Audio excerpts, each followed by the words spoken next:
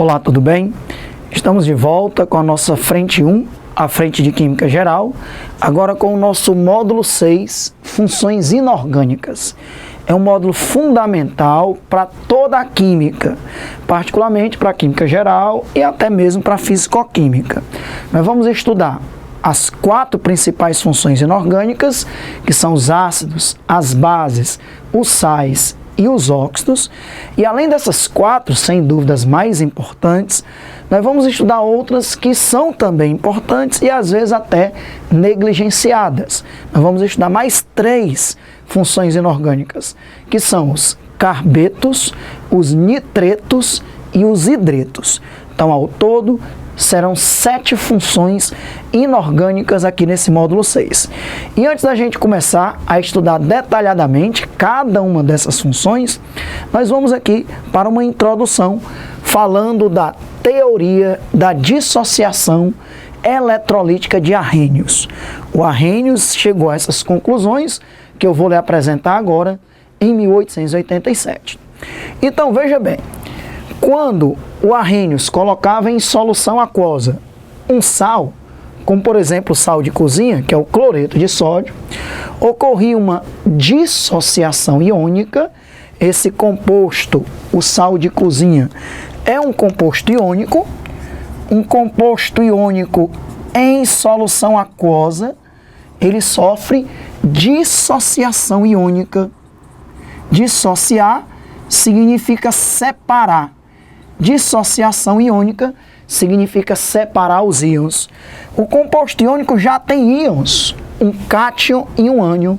Quando o sal de cozinha é colocado em água, em solução, ele sofre uma dissociação iônica, ele separa os seus íons, o cátion sódio e o ânion cloreto, de forma que esses íons estarão livres.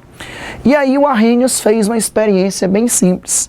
Ele colocou aqui uma fonte de energia, um gerador, fonte de energia elétrica, colocou aqui 2 eletrodos e uma solução aquosa de sal de cozinha.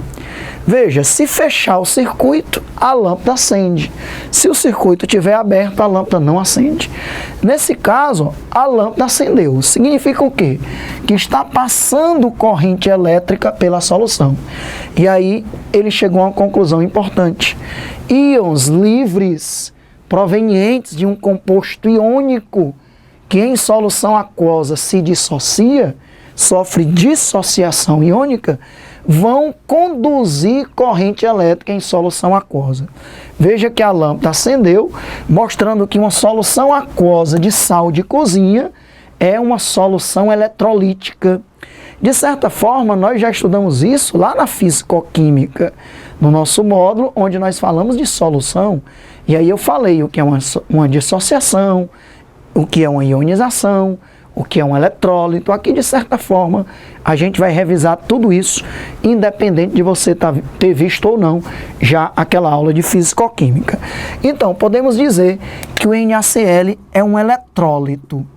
O que é um eletrólito? É uma substância que em solução aquosa vai sofrer dissociação iônica ou ionização.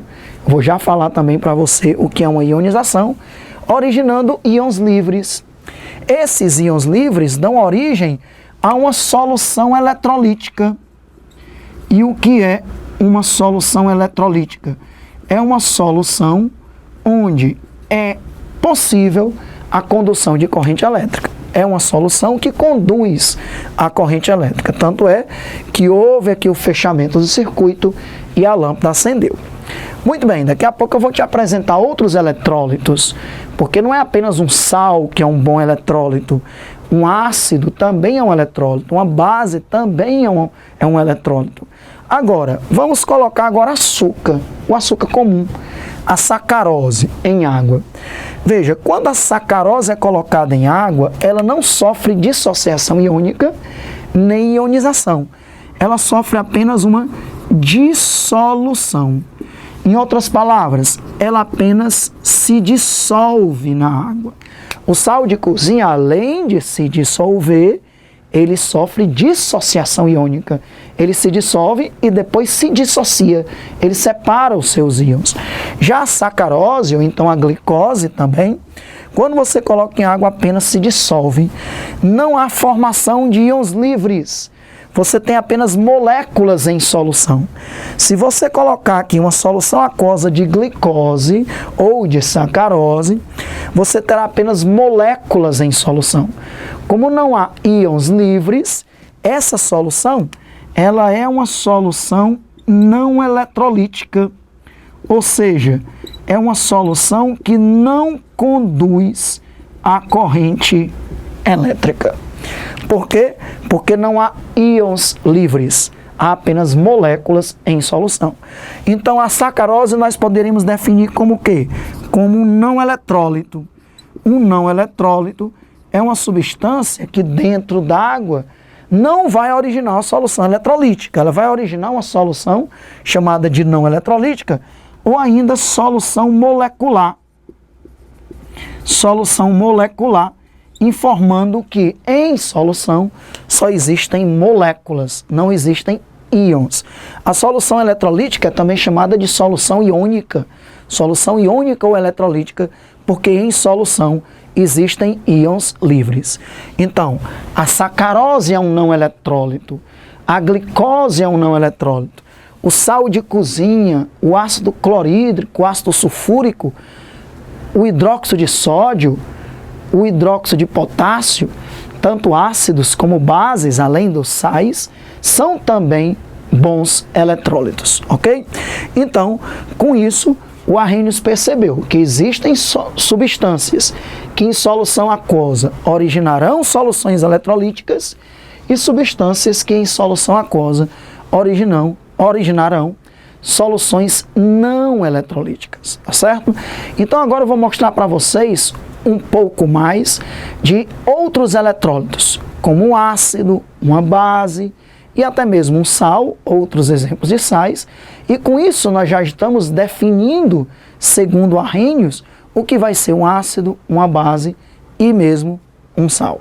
Vamos em frente. Além do sal de cozinha, que é um bom eletrólito, vamos apresentar aqui outros. Por exemplo, o ácido clorídrico. Quando você coloca o ácido clorídrico em solução, ele agora não vai sofrer dissociação iônica, ele vai sofrer ionização. Existem duas maneiras para você representar a ionização de um ácido. Ou de uma maneira mais simples, que é essa que eu vou lhe apresentar agora. Você coloca o ácido, coloca a água em cima da seta, e aí você vai mostrar aqui a formação do H+, e no caso aí, do ânion, que é o Cl-. Isso é uma ionização. É uma ionização porque um composto como o NaCl, ele é um composto covalente. Um composto covalente não tem íons. Os íons foram criados, foram formados quando eu coloquei esse composto covalente em água. Veja que aqui também nós teremos íons livres. Nós teremos, portanto, uma solução eletrolítica. Mas esses íons livres não existiam, porque um composto covalente não tem íons. Só um composto iônico que já tem íons. Então, em solução, esses íons foram criados, foram gerados. Eles antes não existiam. A gente chama isso de ionização. Ionizar é formar íons que antes não existiam. Veja que aqui nessa minha ionização, eu coloquei o ácido produzindo H+. A rigor, em solução aquosa não existe H+. O que existe é H3O+, que é chamado de íon hidrônio. Mas é muito comum a gente simplificar o H3O+, que é o íon hidrônio, representando-o por H+. Então essa ionização é considerada correta. Mas mais correta ainda vai ficar se você colocar aqui no lugar de H+, H3O+. Aí como é que você faz isso? Você coloca o ácido, que no caso aí é o ácido clorídrico, não coloca água em cima da seta, coloca água como um reagente. E aí, ó, o que é que vai acontecer? Esse ácido vai doar um H+ para a água. Quando a água recebe H+, aí sim, vai produzir o íon hidrônio, que é o H3O+, que é o cátion, e o ânion é o ânion cloreto. Então isso também é uma ionização, lógico, porque o HCl é um composto covalente. Esses íons livres foram criados, foram formados quando você colocou o ácido clorídrico em solução aquosa. E veja que agora no lugar de H+, eu tenho o H3O+, que é o íon hidrônio, ok? Então fique muito à vontade, sempre que você for ionizar um ácido, tanto faz você colocá-lo produzindo H+, como produzindo H3O+. A segunda maneira é mais correta, é mais completa, é mais coerente, porque o que existe dentro da água realmente é o íon hidrônio, não existe H+ em solução. Mas a primeira maneira é considerada correta porque é uma simplificação dessa segunda maneira. Então, um ácido é um bom eletrólito. Nós já vimos que um sal é um bom eletrólito, como o sal de cozinha. Um ácido, como o ácido clorídrico, que é um ácido forte, é um bom eletrólito. Nós vamos estudar a força dos ácidos, quais são os ácidos fortes, moderados, fracos. Isso porque daqui a pouco nós vamos estudar cada uma das 7 funções inorgânicas mais importantes. Vamos colocar agora uma base, como por exemplo o NaOH, que é o hidróxido de sódio. O hidróxido de sódio, em solução aquosa, ele também é um composto iônico. Os íons já existem. Uma base é um composto iônico. Você tem um metal com ametal. Quando você tem metal com ametal, é um dos exemplos para um composto ser iônico. Já aqui você tem hidrogênio com ametal. Hidrogênio com ametal é uma das possibilidades para o composto ser covalente. Um composto covalente não pode ter metal com ametal, como tem aqui num composto iônico. Então, esse composto iônico, em solução aquosa, ele sofre dissociação iônica, porque ele já tem íons. A água apenas separa os íons que já existem. Esse composto vai se dissociar, produzindo Na+ e OH-. Nós teremos também a formação de íons livres. Esses íons livres fazem com que uma solução aquosa de ácido clorídrico, uma solução aquosa de hidróxido de sódio e uma solução aquosa de cloreto de sódio, que foi o exemplo anterior, sejam bons eletrólitos e conduzam a corrente elétrica. É uma solução eletrolítica também chamada de solução iônica. Solução iônica ou eletrolítica. Agora, nós vimos o exemplo da sacarose como um composto que em solução aquosa não conduz corrente. Vamos dar outro exemplo. Por exemplo, o etanol. Se você colocar etanol, que eu posso representar por C2H5OH, o etanol é um composto orgânico que consegue se dissolver bem em água. A solubilidade do etanol é infinita em água, porque ele forma ligações de hidrogênio, ou pontes de hidrogênio com a água, porque ele tem aqui OH, que é característica de um álcool. Isso aqui é um álcool chamado etanol, também chamado de álcool etílico. Então, o etanol em solução aquosa, ele nem se ioniza, nem sofre dissociação iônica. Ou seja, nem se ioniza, nem se dissocia. Ele apenas se dissolve. Ele passa de líquido para aquoso. E aí, alguns alunos me perguntam qual é a diferença entre líquido e aquoso. Veja bem, etanol líquido significa que líquido é o estado físico. Aqui eu só tenho etanol. É o álcool. É o álcool cujo estado físico é líquido. Quando eu coloco etanol aquoso, significa que aquele etanol agora está dissolvido na água, formando uma solução. Aquoso não é estado físico. Aqui significa que tem álcool e água. E aqui só tem álcool. Veja, não houve a formação de íons livres. O etanol apenas sofreu dissolução. Em outras palavras, ele apenas se dissolveu. Ele nem se ionizou, nem se dissociou. Não houve formação de íons livres. Houve apenas... O que nós temos aqui em solução são moléculas. Nós temos, portanto, uma solução não eletrolítica, também chamada de solução molecular. Não haverá condução de corrente elétrica. Então, você já sabe o que é um eletrólito um ácido, uma base, um sal, são substâncias que em solução aquosa ou sofrem ionização ou sofrem dissociação iônica, originando íons livres que servem para conduzir a corrente elétrica, e aí nós temos a formação de uma solução eletrolítica, também chamada de solução iônica. O que é um não eletrólito? São substâncias que em solução aquosa, por exemplo, né, estamos colocando aqui a água como solvente, que é o solvente universal, um solvente muito utilizado. Essa substância apenas se dissolve, nem se dissocia nem ioniza. Não ocorre formação de íons livres, você tem apenas moléculas em solução. Por isso que a solução é chamada de solução não eletrolítica ou solução molecular, e ela não conduz a corrente elétrica. Portanto, sacarose, glicose, etanol são não eletrólitos, tá bom? É importante você fazer essa distinção que foi proposta pelo Arrhenius em 1887 sobre eletrólitos e não eletrólitos, dissociação iônica, ionização e apenas se dissolver em água, apenas sofrer dissolução. E também diferenciar uma solução iônica ou eletrolítica de uma solução molecular ou não eletrolítica. Demos aí um passo importante para a gente começar a estudar as funções inorgânicas. Vamos agora fazer uma síntese do conceito de ionização e também do conceito de dissociação iônica, e vamos aproveitar para já falar um pouco do conceito de Arrhenius para ácidos, bases e sais. Então, eu coloquei aqui alguns exemplos. O primeiro exemplo é um ácido, o ácido sulfúrico em solução aquosa. Nós vimos que um ácido em solução aquosa, ele sofre o quê? Ionização.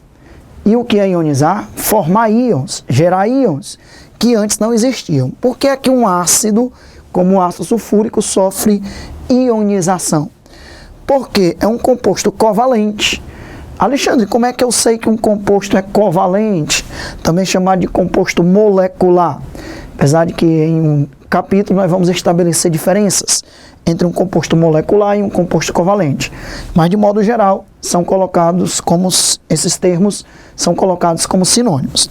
Então, quando é que um composto é covalente ou molecular? Quando você tem hidrogênio com ametal, por exemplo, que é o caso do ácido sulfúrico, você tem hidrogênio com ametais, que são o enxofre e o oxigênio, ou então ametal com ametal, como o SO2, ou ainda hidrogênio com hidrogênio, que é o H2. Veja que num composto covalente ou molecular não pode ter metal. É hidrogênio com ametal com ametal e hidrogênio com hidrogênio. Não pode ter metal, ok? Então, como o ácido é um composto covalente ou molecular, ele não tem íons. Os íons são criados, são formados quando você coloca o composto iônico em solução aquosa.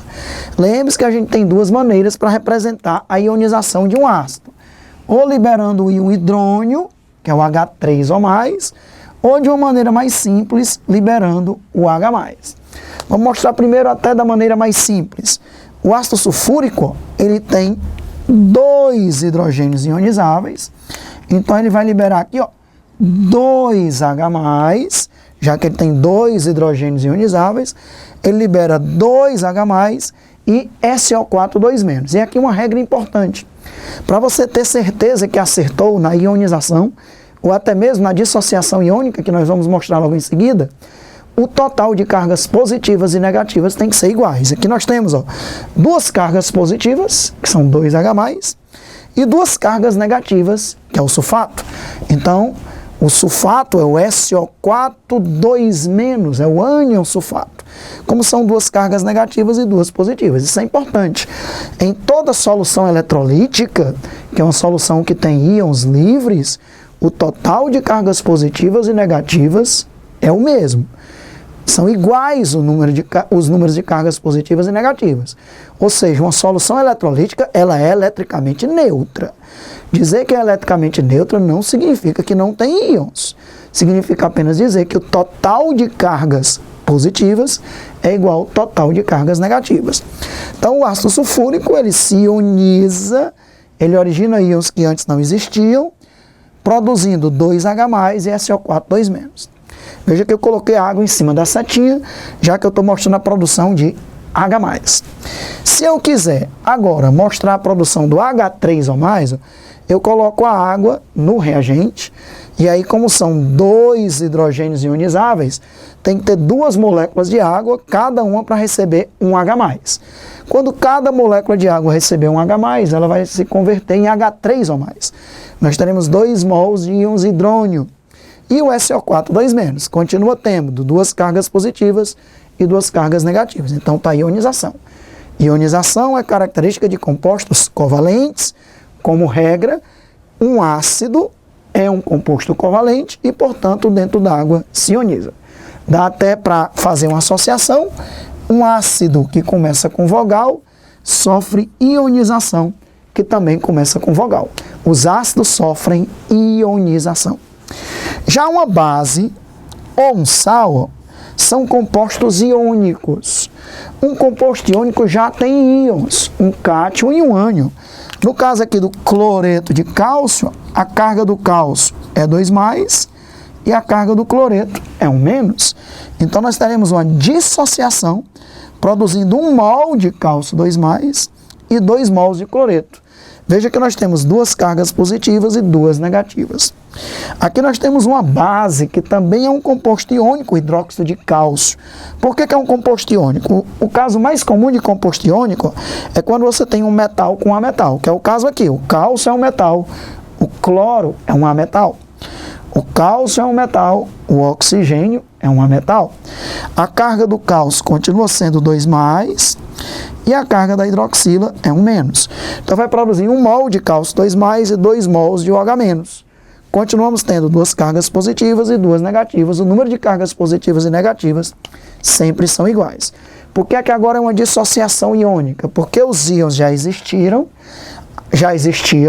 a água apenas separou esses íons que já existiam. Então nós temos uma dissociação iônica. Tanto na ionização nós temos a formação de íons livres, como também na dissociação iônica nós temos a formação de íons livres. Por isso que tanto ácidos como bases e sais são eletrólitos, originam soluções eletrolíticas ou iônicas que conduzem a corrente elétrica. Também dá para associar, como regra, base e sal começam com consoante. Dissociação iônica também começa com consoante, ok?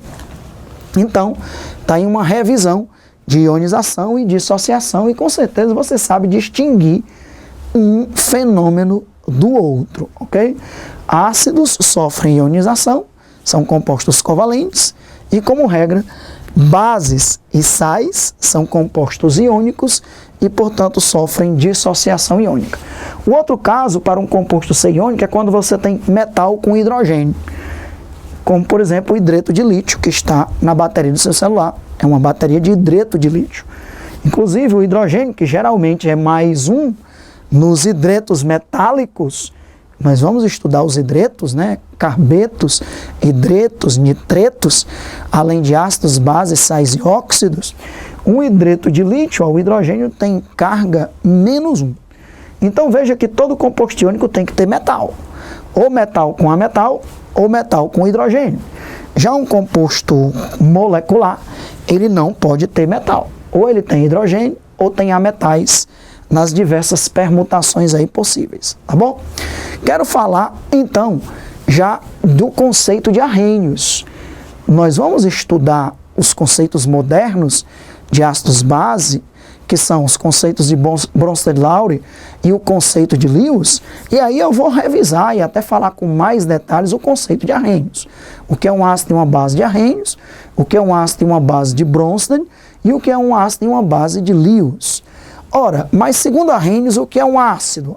Um ácido é um composto que em solução aquosa sofre ionização, liberando como cátion íons H+, ou H3O+, ok?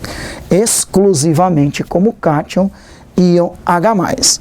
Já segundo Arrhenius, o que é uma base? Uma base é um composto iônico que em solução aquosa sofre dissociação iônica, né? Uma base é um composto que em solução aquosa sofre dissociação iônica, liberando como ânion exclusivamente o ânion hidroxila, ok? Liberando a hidroxila. Veja que o conceito de Arrhenius tem que estar em solução aquosa.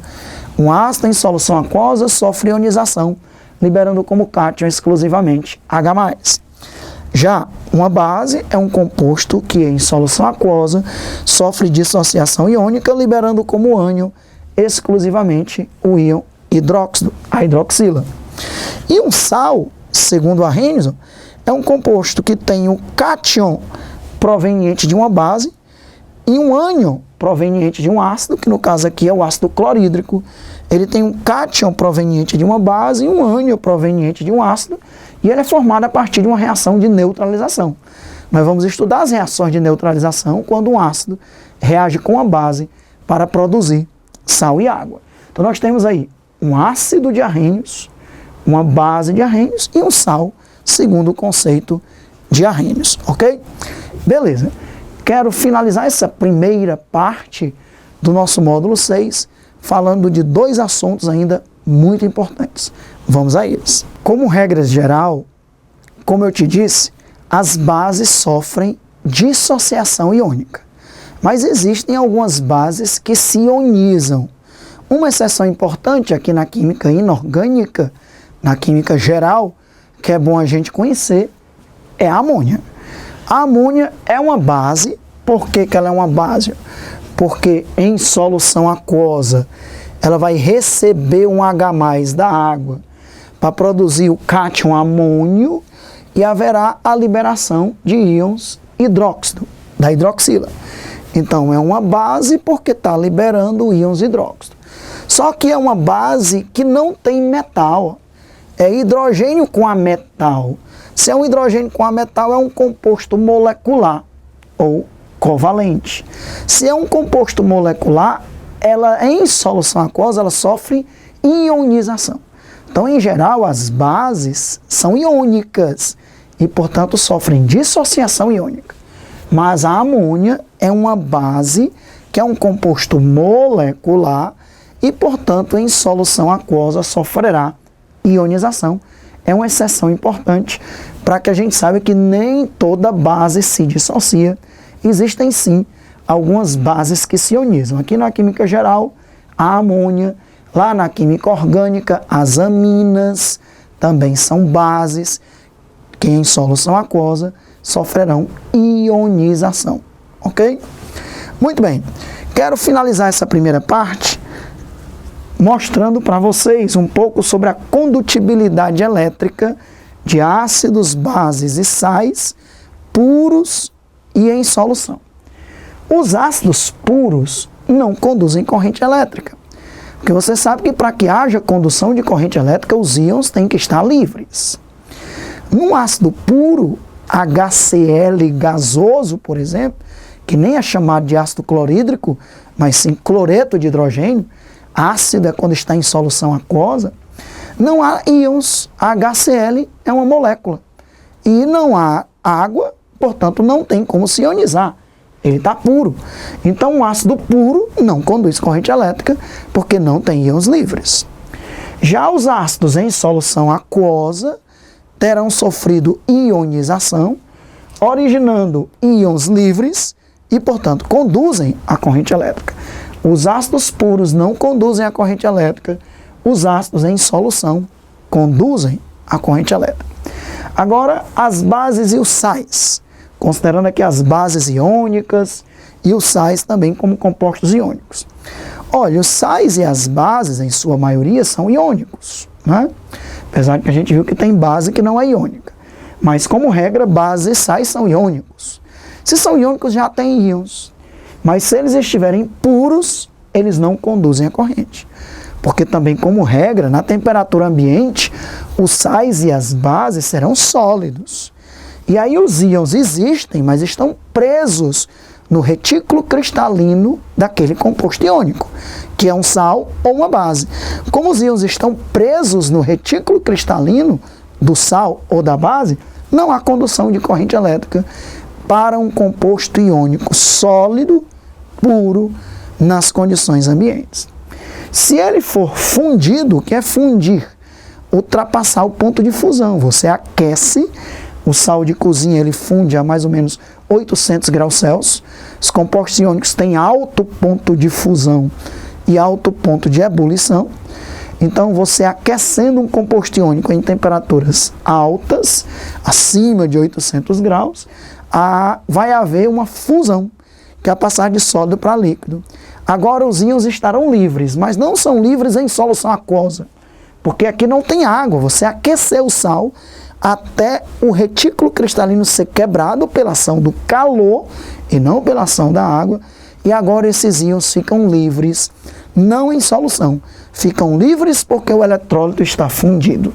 Então vai haver condução de corrente elétrica para sais e bases fundidos, para compostos iônicos fundidos, ok? E a outra maneira seria separar os íons em solução, que aí eles sofrem dissociação iônica, os íons também estarão livres. Então as bases e os sais não conduzem corrente elétrica puros, porque eles têm íons, mas os íons estão presos no retículo. Eles conduzem corrente elétrica se os íons estiverem livres. E quando é que os íons estão livres? Ou se você fundir o composto iônico, ou se você colocar em solução aquosa, para que ocorra a dissociação iônica, aí vai haver condutibilidade elétrica. Então veja que aqui nessa parte de ácidos, bases, sais, nós estamos mostrando que para haver condução de corrente elétrica, os íons têm que estar livres. Não confundir com o caso dos metais. Os metais são bons condutores de corrente elétrica. Por quê? É por causa de íons livres? Não. Lá no caso dos metais, é por causa dos elétrons livres. Na ligação metálica, a gente estuda isso. Uma das teorias, por sinal a mais simples, da ligação metálica é a teoria da nuvem de elétrons, ou a teoria do mar de elétrons, onde o metal é formado por cátions que estão envolvidos por um mar de elétrons livres. Então, os metais são ótimos condutores de corrente elétrica por causa de elétrons livres. Ácidos, bases e sais em solução aquosa conduzem corrente elétrica por causa dos íons livres. E os compostos iônicos, sais e bases, quando fundidos também, conduzem corrente elétrica por causa dos íons livres. Finalizamos então a primeira parte, que foi uma parte geral, mostrando para você o que são eletrólitos, não eletrólitos, ionização, dissociação iônica, os conceitos de ácidos, bases e sais segundo Arrhenius, algumas particularidades gerais, e aí agora, a partir da parte seguinte, da segunda parte, nós vamos estudar uma por uma as diversas funções inorgânicas. Os ácidos, as bases, os sais, os óxidos, os hidretos, os carbetos e os nitretos. Um total de 7 funções. Nos vemos logo em seguida. Um grande abraço, a gente se vê, até a próxima.